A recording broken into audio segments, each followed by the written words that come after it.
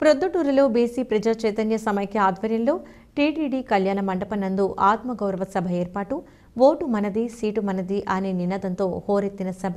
ప్రొద్దుటూరులో బీసీలకు MLA ticket ఇవ్వాలి, లేదంటే స్వతంత్ర అభ్యర్థులుగా తప్పకుండా పోటీ చేస్తామని హెచ్చరిక. ఆత్మగౌరవ సభకు భారీగా హాజరైన ప్రజలు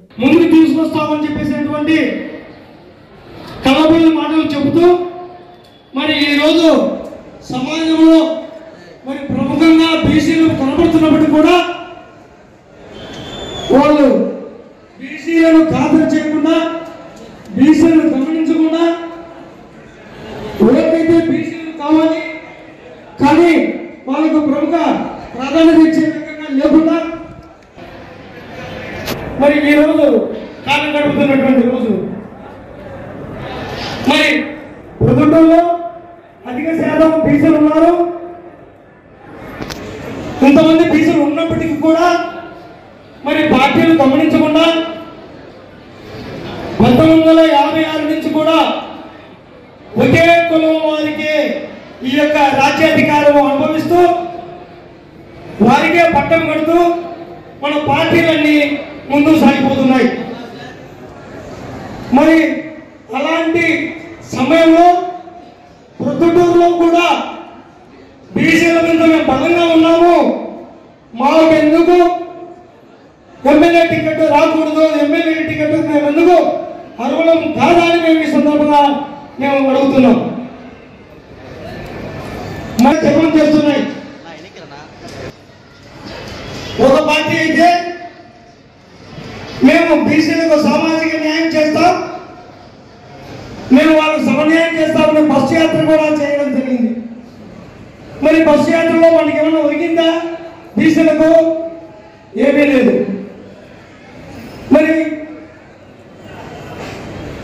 సమన్యాయం చేస్తామని చెప్పిన పార్టీలు ఇంతవరకు మనకు ఆ సమన్యాయం చేసిన దాఖలు బీసీ కులాలకు. కానీ 56 కార్పొరేషన్ వల్ల మనకేమైనా మేలు జరిగిందా? ఏమీ లేదు. వాటికి ఎలాంటి జవసత్వాలు లేవు, ఆర్థిక పరిపుష్టి లేదు. మరి జరుగుతూ మనం చూస్తూ ఊరుకుండాల్సిందేనా? మరి మనం ఎందుకు సాధించలేకపోతున్నాము? ప్రొద్దుటూరులో ఇంతమంది మన బీసీలు ఉన్నప్పటికీ కూడా మనం అందరం ఆలోచించాలి ఈ విషయంలో. ప్రొద్దుటూరు నియోజకవర్గంలో నాయకులను గుర్తించే క్రమంలో ఏ ప్రాంతీయ పార్టీ కానీ జాతీయ పార్టీ కానీ ఉందా అనేది కూడా మనం ఒక్కసారి గమనిస్తే, ఇందాక గొర్రె రామాంజనేయులు గారు చెప్పినట్టు 1947 స్వాతంత్రం వచ్చినప్పటి నుండి ఈనాటి వరకు కూడా ఒక్క బీసీకి కూడా టికెట్ ఇచ్చిన పాపాన పోలేదు. గతంలో 2014, 2019లో కాంగ్రెస్ పార్టీ రాష్ట్ర విభజన వల్ల కొంత నష్టపోయిన సందర్భంలో నాకే టికెట్ ఇవ్వడం జరిగింది. ఇది మినహాయించి ఎప్పుడైనా ఏ పార్టీ టికెట్ ఇవ్వాలని పరిస్థితులలో ఉన్నాయి. కారణం ఏమిటి? వాళ్ళు మనకంటే 4 అడుగులు ముందుకున్నారా, లేదా మనమే వాళ్ళకంటే 4 అడుగులు వెనకున్నారా?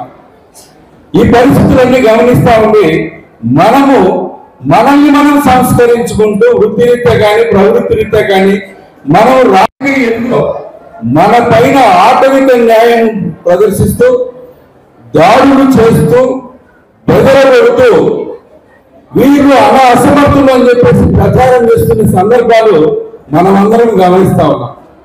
మరి ప్రచారం చేసిన ప్రకారము మనలో ఏమైనా అసమర్థత ఉందా? మీకు రీసెంట్ గా జరిగిన సంఘటన చెప్తా. 2020 డిసెంబర్ 29న నందం సుబ్బయ్య అనే ఒకనొక న్యాయవాది, ఒక ప్రాంతీయ పార్టీకి జిల్లా అధికార ప్రతినిధి, బీసీ నాయకుడు, అతను రాజకీయ పరంగా అప్పటికి 20 సంవత్సరాలుగా పోరాడుతూనే ఉన్నాడు. ఎదిగే క్రమంలో ప్రాంతీయంగా ఉండబడిన ఎమ్మెల్యేని నీ అవినీతి బయట పెడతాను, ఖచ్చితంగా నిన్ను ఓడగొడతానని చెప్పేసి ఒక పత్రికా ప్రకటన, మీడియా ప్రకటన చేయడం జరిగింది.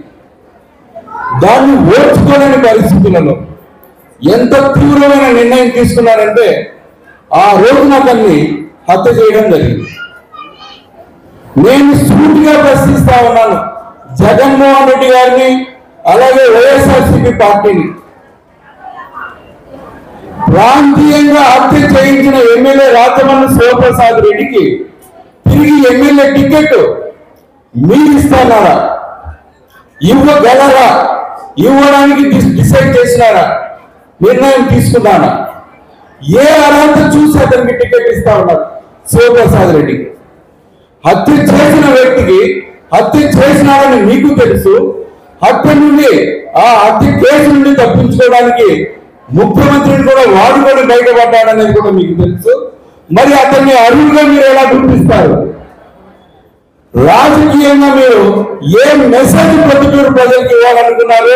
అలాగే కడప జిల్లా బీసీ ప్రజలకందరికీ ఏ మెసేజ్ ఇవ్వాలనుకున్నారు? వైసీపీ పార్టీ కానీ సీఎం జగన్మోహన్ రెడ్డి గారు కానీ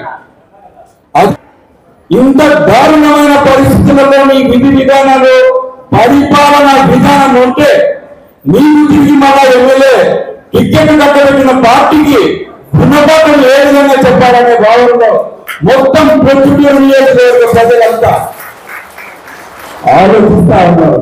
బీసీ నాయకులను కాపాడుకుంటాడు, బీసీ నాయకులకు ఏ విధంగా ప్రోత్సాహం ఇస్తాడు. ఇది నా మాట కాదు, మొత్తం యావత్ రాష్ట్ర ప్రజలందరూ కూడా బీసీ గుణాలలో భావన తీసుకొచ్చినది, బీసీ గుణాలలో భావిస్తా ఉండే పరిస్థితి. దయచేసి గుర్తుంచుకోండి, అర్థం చేసుకోండి.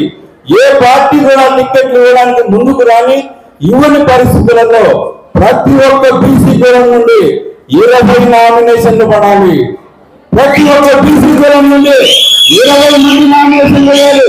24 బీసీ కులాలు ఇక్కడ 24 బీసీ కులాలలో ఒక్కొక్క కులం నుండి 20 నామినేషన్లు పడితే ఈవీఎం సరిపోయి మన మెసేజ్ కేంద్రానికి వెళ్తాది. ఖచ్చితంగా ఇక్కడ బీసీ భావన బలోపేతంగా ఉంది, చాలా బలంగా ఉంది. ప్రొద్దుటూరు కానీ ఢిల్లీకి వినిపించాలా, ఢిల్లీకి కనిపించాలా, ఢిల్లీకి తగలాలా. మరి అలాంటి నిర్ణయం మనం సమర్థవంతంగా తీసుకోవడానికి ప్రతి ఒక్క బీసీ కుల నాయకులు కూడా తప్పకుండా ముందుకు రావాలా. అలా ముందుకు వస్తే మీరేమో చెప్పిపోతారా? ఇక్కడ మీటింగ్ లో చాలా మంది ఉన్నారు కాబట్టి మీరేం భయం లేకుండా చెప్పుకుంటారు. మేము ఎవరైనా నామినేషన్ ఇస్తే మాకు రక్షణ ఇవ్వరు. మీలో చాలా మందికి ఒక అనుమానం రావచ్చు, బెదిరిస్తారు, భయభ్రాంతులకు గురి చేస్తారు, ఇట్లాంటి పరిస్థితులు ఉంటాయి. అట్లా ఒక్కొక్క కులం నుండి 20 మంది నామినేషన్ చేసి ముందుకు వస్తే వాళ్ళందరికీ నేను రక్షణ కల్పిస్తా. నామినేషన్ ఉపశమనం అయితే వరకు ఎంత డబ్బు ఖర్చు ఎక్కడ ఇబ్బంది లేకుండా నేను రక్షణ కల్పిస్తా. ధైర్యంగా ముందుకు రండి, ధైర్యంగా ముందుకు వచ్చి నిలబడండి. మిమ్మల్ని మీరు కాపాడుకోవడానికి ముందుకు వస్తే మీ అందరినీ మేము కాపాడేదానికి కాపాడుకొని ఒక సమర్థవంతమైన వ్యవస్థను ఇక్కడ ఆవిష్కరించడానికి సమాజాన్ని తీసుకొచ్చేదానికి ఖచ్చితంగా నేను మీ అందరి ముందు నిలబడి మీ అందరి పక్షాన పోరాడతానని చెప్పేసి తెలియజేస్తూ సెలవు. మనం బీసీలకు ప్రతి పార్టీ మనం టికెట్ అన్నారు. ఇవ్వకపోవడం కూడా వాళ్ళది వాస్తవమో అవాస్తవమో నాకు తెలియదు. 2004 నుంచి నాకు రాజకీయం బాగా పరిచయం. 2002 రాష్ట్రం ఉన్నప్పటి ఏ పార్టీ కూడా గెలుస్తామో ఓడిపోయిన పార్టీ బీసీలకు టికెట్ ఇస్తామని బీసీలో చైతన్యవంతం చేస్తామంటారు. కనీసం దాన్ని కూడా బీసీలు గుర్తించాలా. 2004 నుంచి మనకి ఎవరన్నా టికెట్ ఇచ్చినారా? గెలిచిన వాళ్ళు కానీ ఓడిపోయిన వాళ్ళు కానీ ఎవరన్నా పిలిచిస్తారా? మనమైతే చెప్పుకుంటామా మన 1,60,000 నిజంగా ఉన్నాయి బీసీలకు ఓట్లు అయితే ఉన్నాయి. ఆ ఓట్లను కాపాడుకునేదానికి బీసీ వ్యక్తులను కూడా మనం ఈ పొద్దు ఒక ప్రోగ్రాం చేస్తే ఇదే ప్రోగ్రామ్ ని నెలకు ఒకసారి చేస్తూ నెల మనం బీసీలంతా ఏకం చేసుకుంటూ అయ్యా మీరు రాండి మనం టికెట్ కోసం పోరాడదాం. ఈ పొద్దు పోరాడాలి, వీటి నుంచి 5 ఏళ్ళు పోరాటం చేయాలి మనం వాళ్ళ కోసం. ఎందుకంటే అప్పుడైనా గుర్తిస్తారు. ఒకటిసారి ఇలా 9 ఇలా 14 ఇలా 19 ఇలా 5 ఇస్తామా ఇంకా అయిపోయాయి. ఇంకా మళ్ళా లేదు, ట్రైన్ మిస్ అయింది, నెక్స్ట్ అప్పుడు రేపు ఓటు పెట్టినట్టు పెడతామంతే. మళ్ళా మనకైతే టికెట్ రాదు. నేను ఎందుకు చెప్తానంటే ఈ టికెట్ కోసం పోరాటం ఇట్లా చేస్తున్నాం. మన ఓట్లు అనేది నిర్ణయించుకునేదానికి ఇండిపెండెంట్ గా వేసి ఇంతమందిలో వచ్చినారు కదా, ఇప్పుడు టికెట్ ఇయ్యలేదు తెలుసు. ఒక ఇండిపెండెంట్ అభ్యర్థిగా నిలబెడతాం, వానికి అందరం సెపరేట్ చేస్తాం. పార్టీ టికెట్ రావాల్సిన అవసరంగా ఒక గెలిచే వ్యక్తి అయితే మనతో ఓడిపోతాడు. అప్పుడు వాళ్ళు గుర్తిస్తారు, మన అన్నులు వేస్తా అంటే నామినేషన్ వేస్తే మనం ఓడిపోతాము. అప్పుడు ఏదో ఒకరోజు ఇస్తారు కదా. ఖచ్చితంగా ఆ ధైర్యంతో ఆ ఆత్మశైర్యంతో మనం పట్టణాలు ఆ రోజైతే మనం టికెట్ వస్తాయన్నా నాకు తెలిసి మనమేమో పోరాటాలు చేస్తామని చెల్లివాళ్ళం. ఈ భద్రత టికెట్లన్నీ అయిపోయిన తర్వాత మనం ఈ మాదిరి చేయడం అనేది కరెక్ట్ కాదు. ఈ నుంచైనా చేస్తాం. ఎప్పటికి కూడా బీసీలకు తోడుగా ఇండిపెండెంట్ గా ఉండా ఈ సభలోనే ప్రకటించుకుందాం. మనకు టికెట్ ఇవ్వని పక్షాన ఇండిపెండెంట్ గా ఓటుగా నిలబెట్టుకుందాం. మన ఓటు మనం వేసుకుంటే ఎందుకు వేసాం? ఓటు మన దేశానికి మన పేపర్లో రాసుకోవడం కాదు. నిజ జీవితంలో కూడా అదే మాదిరి మనిషి మెలగాల బతకాల. ఆ మాదిరి బతుకుతేనే దానికి ఏదైనా ఒక రూపం, అది ఒక ఆ పని తలపెట్టి అది ఒక రూపం అనేది దాల్చుకుంటారు తప్ప ఈ మాదిరి మనం చేస్తా ఉంటే కరెక్టో కాదో నాకు తెలియదు. ఇప్పటి నుంచైనా కూడా మనం ఈ వేదికనైనా సరే ఇస్తారు అంటే ఆ వ్యక్తికే మనం పోటీ చేసేది, ఆ వ్యక్తికే మనం సపోర్ట్ చేస్తాం. ఎవరికన్నా ఇది మనలో తీసి ఆ వ్యక్తికి సపోర్ట్ చేసేది. ఈ సభామూలకంగా ఇచ్చిన వ్యక్తికి నేను మనస్సాక్షిగా మనస్ఫూర్తిగా సపోర్ట్ చేస్తా. అతనికి నా చేతనైన గారికి ఈరోజు అన్నదానానికి ఎంతో పెట్టాను. దాంట్లో ప్రతిరోజు వాళ్ళు పెట్టే క్యాంపెయిన్ అన్నదానం నేనే పెడతాను. పార్టీ టికెట్ పరంగా వచ్చి లేదు ఇండిపెండెంట్ వేసినా కూడా పెడతాను. నేను ఎన్ని రోజులన్నా కాలేదు ఆ వ్యక్తికి సపోర్ట్ చేస్తా. నేను పక్షాన నిర్ణయించుకుని ఒక 3 రోజులు చెప్పండి మనం ఇక్కడ నిలబడే వాళ్ళం లేదు, ఎవరైనా నిలబడే వాళ్ళు ఉంటే సింగల్ ఒక పేరు చెప్తా సపోర్ట్ చేస్తా అంటే అట్లయినా ఒకటే. పార్టీ టికెట్ తెచ్చుకున్నా సంతోషమే, లేని పక్షాన ఈ మాదిరి మనం పోయాం జనంలోకి వెళ్ళిపోయా మన వాణి అనేది అర్థమే కాదు. ఒక 20-30 ఏళ్ళకు తెచ్చుకోలేమా మనము? వెయ్యరా వాళ్ళు బీసీలకు చెప్పండి. అదే మన నినాదం. ఒక పార్టీ కోసమే పోరాటం చేయలేదు. ఇప్పుడు అన్న ఎన్నెన్నో చూడాడు శ్రీనివాసం సార్ ఇస్తారా ఇన్నాళ్ళు చెప్పినాడు. 2004లో రాష్ట్రం విడిపోయింది కాబట్టి ఈ పొద్దున ఎన్నెళ్ళ నుంచి చూపెట్టుకోవడం మన ఇవ్వచ్చు కదా. ఎందుకు ఇయ్యరు? అది లోపం కూడా మనదే. ఈడి కాదు మనం రావాల్సింది. ఒక 50 బండ్లు వేసుకొని ఈరోజు రాస్తాడు వినాడు ఆ మాదిరి అడిగి పోవాలా.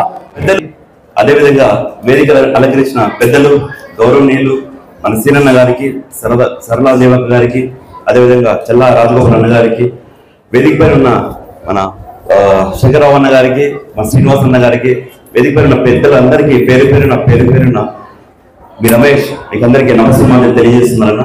ఇక్కడ విచ్చేసిన ప్రతి ఒక్క బీసీ అన్నకు, తమ్ముడికి, అక్కకు, చెల్లెకి ప్రతి ఒక్కరికి పేరు పేరున మీ రమేష్ శిరస్సు వచ్చి మీ పాదాలకు నమస్కారం తెలియజేస్తున్నాను. నాకు తెలిసి వేదిక పైన పెద్దలు కావచ్చు, వేదిక ముందున్న మీరందరూ కావచ్చు, మీ అందరికన్నా తక్కువ వయసు, అదేవిధంగా ఈ సభకు నేను రావకూడదు నాకు తెలియదు. కానీ కేవలము నా బీసీ అన్నలు, తమ్ముళ్ళు కావచ్చు, అక్కలు, చెల్లెలు కావచ్చు, ప్రతి ఒక్కరు కలుస్తున్నారు. వాళ్ళతో నేను కలవాలి, ఖచ్చితంగా నా గురించి నేను మాట్లాడుకోవాలనే ఉద్దేశంతో ఈరోజు ఇక్కడ రావడం జరిగింది. వేదిక పైన మాట్లాడినవన్నీ అవన్నీ కూడా పక్కన పెడితే నా వరకు నేను చెప్పాల్సింది ఏంటంటే, ఒక బీసీగా కడప జిల్లా నుంచి 5వ వార్డుగా 6వ వార్డుగా నేను ఈరోజు చట్టసభల్లోకి అడుగుపెట్టడం జరిగింది. అదేవిధంగా మా యాదవ సామాజిక వర్గం నుంచి నేను మొట్టమొదటిసారిగా కడప జిల్లా నుంచి చట్టసభల్లోకి అడుగుపెట్టడం జరిగింది. ఒక యాదవ సామాజిక వర్గం అనేది పక్కన పెడితే ఒక బీసీ వాణిగా ఈ రోజు కడప జిల్లా నుంచి మీ అందరి తరఫున నేనున్నాను. ఖచ్చితంగా మీకు ఎటువంటి సమస్యలు వచ్చినా నేను నా తరఫున ఖచ్చితంగా నేను ప్రభుత్వాన్ని కావచ్చు, లేకపోతే అధికారులు కావచ్చు, ఏదైనా నేను ఎప్పుడైనా తీసుకెళ్తాననేసి మనస్ఫూర్తిగా తెలియజేసుకుంటూ ఈ రోజు మీ అందరి ముందు ఇంట్లో మాట్లాడే అవకాశం కల్పించింది ముఖ్యంగా వేదిక పైన ఉన్న ఈ పెద్దలందరి వల్లనే. ఎందుకంటే ఇట్లాంటి పెద్దలందరూ నాకు అన్న వాళ్ళు చెప్పినట్టు 2004 నుంచి కావచ్చు, 1999 నుంచి కావచ్చు, ఇప్పటి వరకు కూడా సీట్ల కోసం మనం ఖచ్చితంగా ఫైట్ చేయాలి అనే ఉద్దేశంతో చేయంగా ఈ రోజు వీళ్ళ కష్టంతో మేబీ నాకు శాసన మండలి సభ్యులుగా అవకాశం వచ్చిందనేసి నేను అనుకుంటూ ఈ పెద్దలందరికీ మరొకసారి మనస్ఫూర్తిగా ధన్యవాదాలు తెలియజేస్తున్నాను.